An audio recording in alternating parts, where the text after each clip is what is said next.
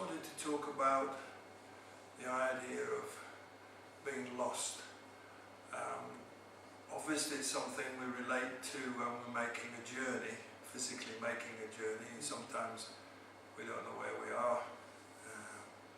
And sometimes we're following somebody else and then they kind of lose us, and then we suddenly think, where am I? Because they've gone and you've just been relying on them to give you your direction. And sometimes you decide, well, I'll just stop at this service station and I'll catch you up. And they carry on, and then of course you stop and then you carry on and you can't find them. And then you try to work out what to do next. We're using that as a bit of a metaphor. Sometimes it's like that in life. You know, you're merrily going along what you've always been doing. Sometimes you're following somebody else.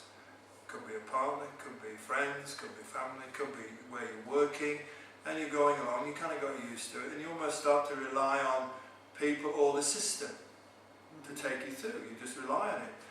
And then after a while perhaps you think, I don't want to go with this anymore. I perhaps want to do something else. I want to leave this, or I've had enough, and I just want to let go and just stop for a while. And it's easier said than done, because then suddenly you say, okay, I'm going to leave this and stop. And again, in yourself you can have this really lost feeling. Not about it, just the feeling of being lost. And if you ask the question, why do we feel lost? In the practical sense, making a journey, why are we lost? In the spiritual sense, if you like, or emotional side, why do we feel lost? Because we really don't know where we are. It sounds pretty obvious, isn't it? But if you're used to going on a journey and suddenly they've gone, and you've been used to following, you have not taken any notice of where you are. You just go along with it, don't you? The same within ourselves. Once you make a decision to stop doing something, or to stop following, or to break off, there's this feeling of loss. And the sense is then you think, well, what's the meaning of all this? Where am I? Because if you don't know where you are, whatever you're doing, if you don't know where you are on the map, then how do you know how to get to where you want to go? You can look on the map and see, okay, I'm going up to this place. That's fine, but then you think, well, it's okay, but where am I in order to get to that place? And the same within ourselves. We kind of get lost because we're just in automatic pilot, we're just going along with things. So meditation is a great way of, if you like, it's a bit of a cliche really, finding yourself. But it's a sense of that coming to a point where you can discover what being lost feels like, on the one hand, because it's quite frightening, isn't it, when you're lost. If you're lost in a jungle, it's quite frightening. So the same, metaphorically, in yourself, it can feel a bit frightening. There's a lovely poem by David Wagner, a story. A Native American elder was asked, what shall we do if we get lost? Stand still. The trees before you and the bushes beside you are not lost.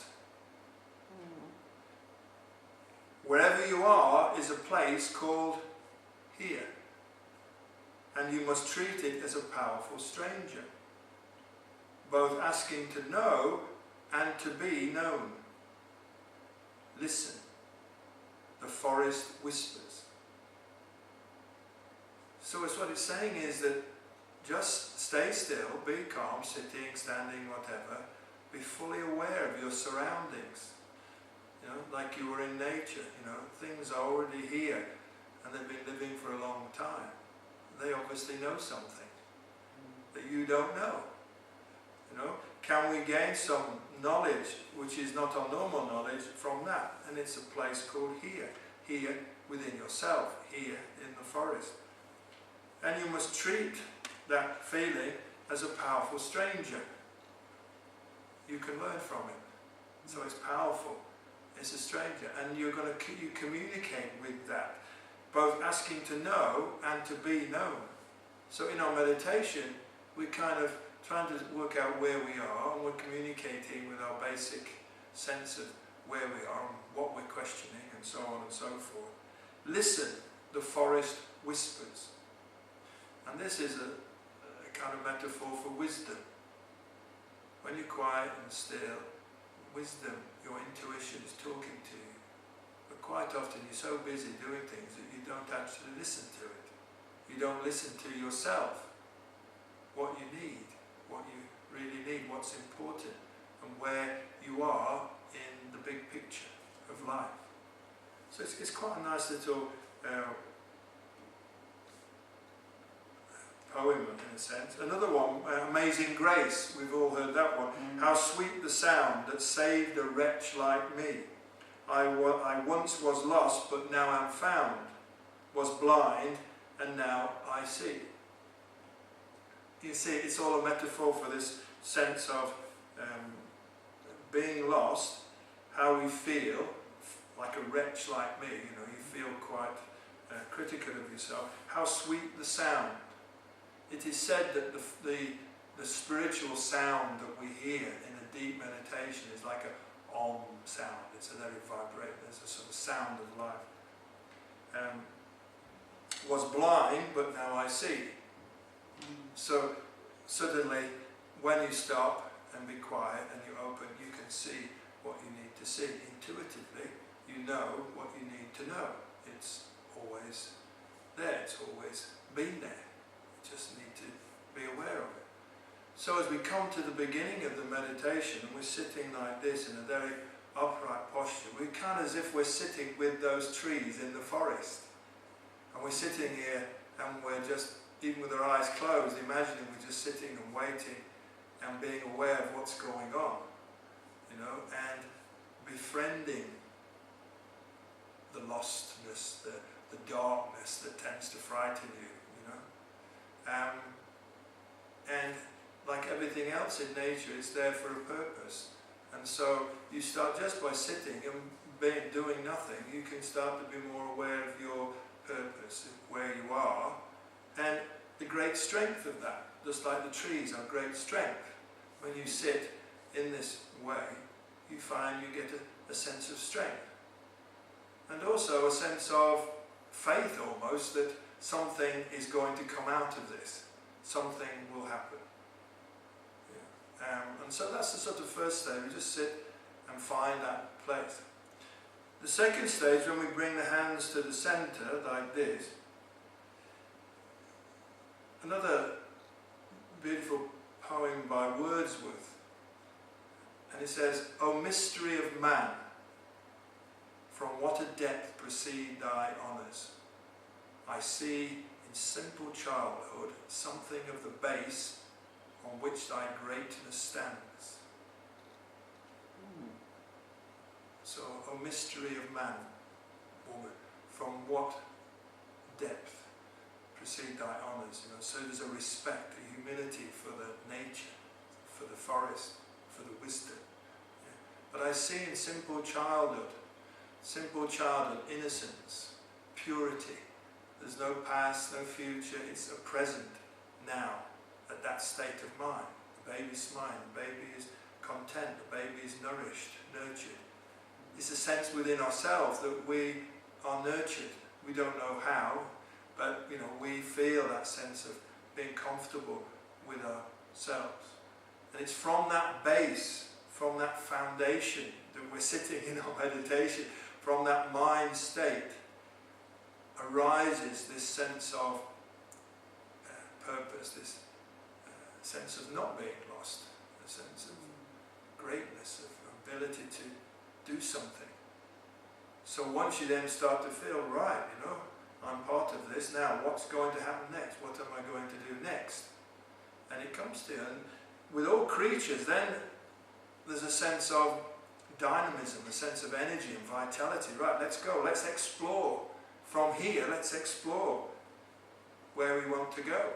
A sense of adventure, isn't there, in that situation? So we bring our hands then up to above the navel, to the vitality center. This is, if you like, the animal side of the forest, you know, the dynamic side, and we encourage this sense of dynamism in our breathing, in our massage, and in our feeling here, within this part of the body.